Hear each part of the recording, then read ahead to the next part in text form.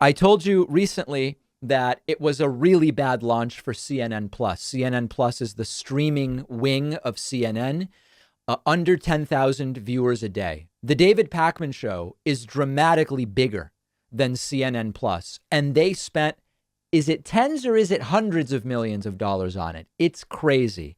And just like that, CNN Plus is shutting down, not even a month in. Warner Brothers Discovery is shutting down CNN Plus as of April 30, marking one of the company's first significant maneuvers since completing the merger of Warner Media and Discovery less than 2 weeks ago. This puts an end to CNN Plus. This decision is in line with WBD's broader direct-to-consumer strategy, said Chris Licht, the incoming CEO of CNN. In a complex streaming market, consumers want simplicity and an all-in service, which provides a better experience and more value than standalone offerings. I don't think that's the case. I talked about this on a stream.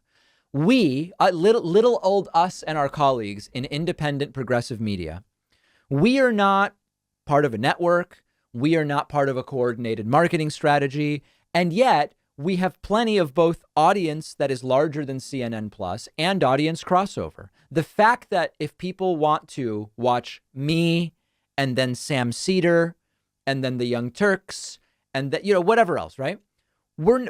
You can find us on YouTube. We have YouTube channels, but our podcasts are in different places. We have all different schedules. When you call in is completely different.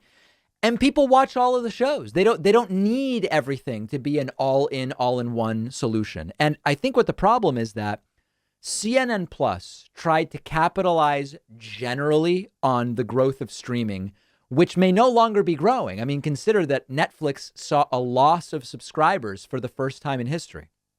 That we may be reaching saturation at this point in time. But CNN Plus wanted to jump in generally on the popularity of streaming. But they weren't bringing known content in the sense of like Netflix and Amazon Prime. At least you go, oh, here's 10 shows I love. I already love them. They're all there. With CNN Plus, it was original content on a platform that nobody had any emotional connection to. Not that everybody's emotional connection to me is so positive, right? We have a lot of haters. But the idea here is, well, people are in the audience because they want to hear from me, our team, us, our guests, the callers, the community. There was absolutely no community aspect to CNN Plus. The technology wasn't innovative or notable. It's just a dud. There's no other way to say it. And we'll see if some of these other services end up going the same way. It doesn't bring me pleasure, but it makes me reassured that it is not a clear, everybody likes to have a hot take about what the future is. Early on, the legacy TV people were saying this streaming thing's not going to take off. Well, they were wrong. Then the streaming people said, we're going to have indefinite growth and first mover advantage will prevent Netflix and Amazon Prime from ever having any issues. And growth started slowing down and competitors entered the market.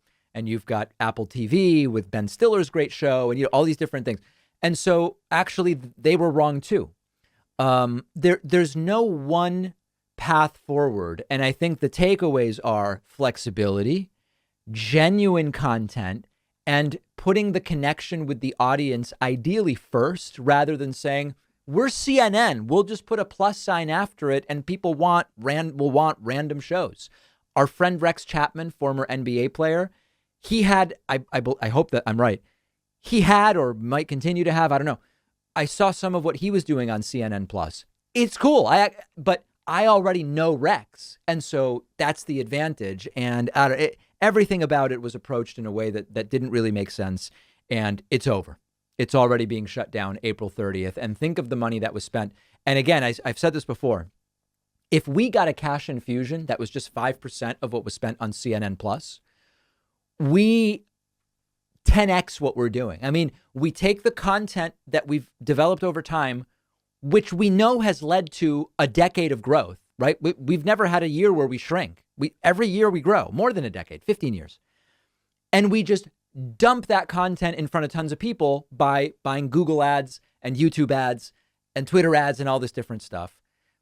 We don't try to reinvent the wheel. We just say, let's put what we're already doing that works in front of more people.